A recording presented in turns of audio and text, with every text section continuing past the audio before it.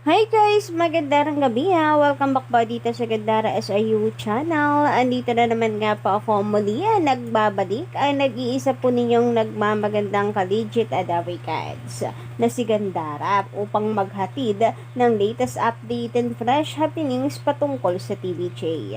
Basta mga balita na may kinalaman po sa Itbulaga, sagot na po natin yan. Ganon din po sa mga balita sa loob at labas ng showbiz. Kaya naman, kung isa ka sa hindi pa nakaka-subscribe, i-click mo na yung subscribe button na nandyan sa baba para mag-updated ka sa mga chika na nasasaga po natin araw-araw at para ma-notify ka every time na may bago po tayong mga reaction video. And for today's video, ang ating pong pag-uusapan ay pumapatungkol pa rin dito sa Itbulaga. So sa sugod bahay kanina, ayan, bilang 9th anniversary naman ni Maine Mendoza sa showbiz.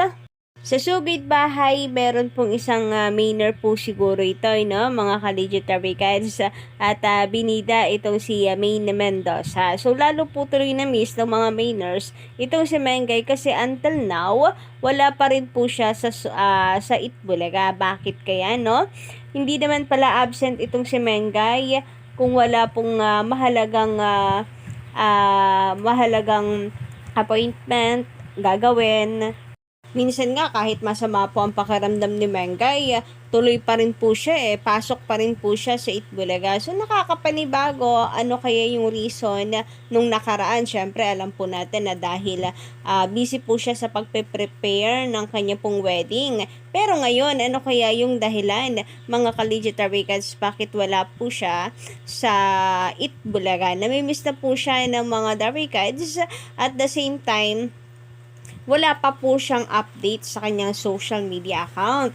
Ano pong meron? Anong kanyang kaganapan? Kaya nagre-request sa mga fans, paramdam naman Mengay kasi 2 araw nang wala po si Maine sa Itbulaga Sabi nga dito, ni Litz, "Hi Meng, wala ka pa rin sa EB. Where are you my dear?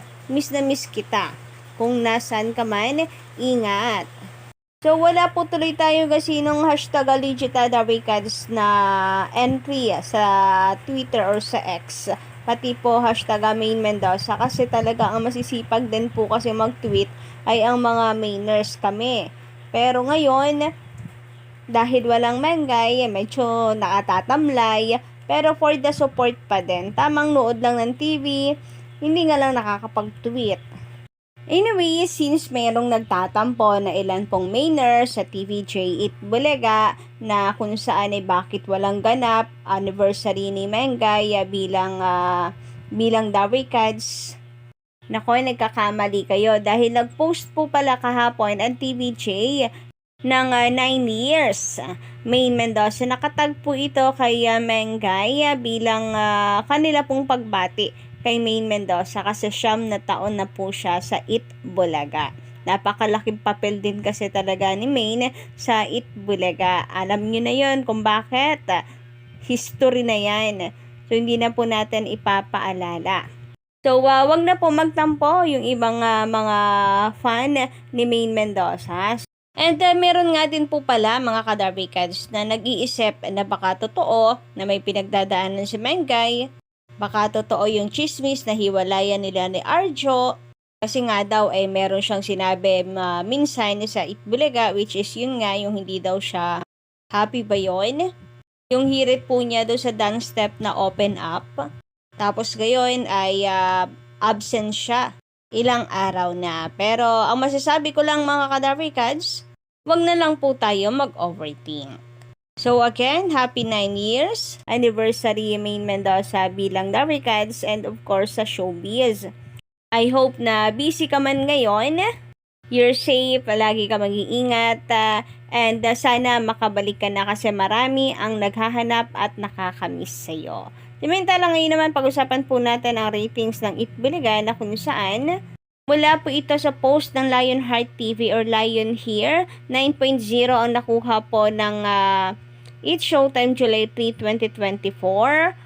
6.1 na ambag ng GMA, GTV 1.3 ang ambag, A2Z 1.2.04 and nag-0 pa nga Nag-0-0 pa ang OLED TV. Nako, mukhang hindi mabenta ang kanilang pag-ere dito sa All TV. Napakayabang lang po man din ng mga tape defenders. Nakiki-All TV na rin eh. Kawawa naman daw ang Itbulaga, masyado nang lalampasuhin. Maawa naman daw ang Showtime sa Itbulaga. At may pa-All TV pa sila ngayon. Lalo daw pong babaunin ang TVJ. Pero kita niyo naman, no? Nag-0 pa nga po ang ratings nila sa All TV nitong Showtime. Pero ang TVJ guys, good news naman dahil tumaas po ang ratings natin, no? Nung itong mga nakaraan, nag-flat po tayo sa 3%. Pero ngayon, 4.1%. Ayan, mula po sa TV5, major audience share, 3.7%. And ang RPTV ay 0.04%. So, at least kahit pa paano, RPTV hindi po na-zero. Pero sana nga po ay makilala itong muli RPTV kasi medyo malakas naman na po ang signal nito, no? Yun nga lang, talagang kulang sa sikat noong network. Malaking bagay din po kasi talaga na nasa kilalang network ka. So, congratulations sa TVJ nung July 3 po ito, mga kadarvikan. So, balik live nito ang TVJ.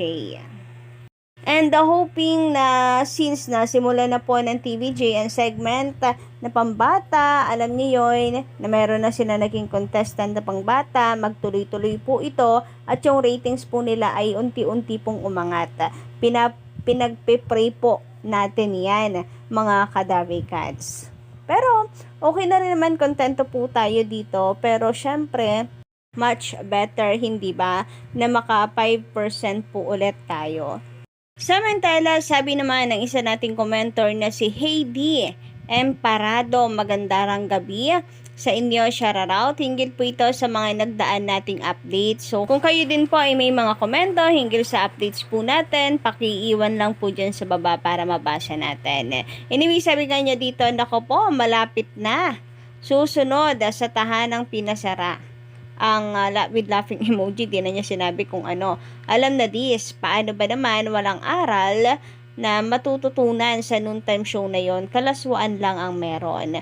Wala sila sa Itbulaga, ang TVJ Davicans, at kahit anong pilit na ibaba, siraan ng mga kalaban at mga bashers, hindi nagpapatinag.